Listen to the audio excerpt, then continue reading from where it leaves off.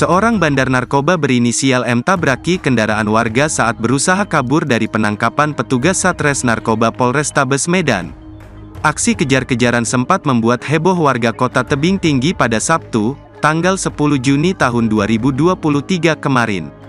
Menurut Kasatres Narkoba Polrestabes Medan, AKBP John Heri Rakuta Sitepu, ada 10 kg sabu yang disita petugas.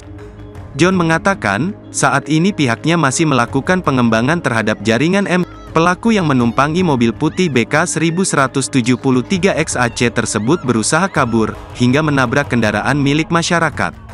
Dalam video, tampak sejumlah orang melempari mobil si bandar sabu. Namun, bandar sabu itu sempat berhasil lolos, sebelum akhirnya ditangkap petugas Satres Narkoba Polrestabes Medan.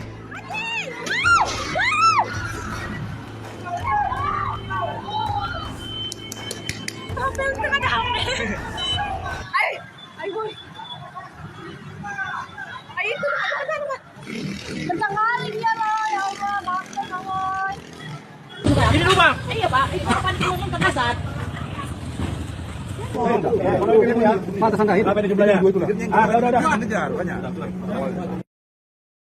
Terima kasih sudah nonton. Jangan lupa like, subscribe, dan share ya.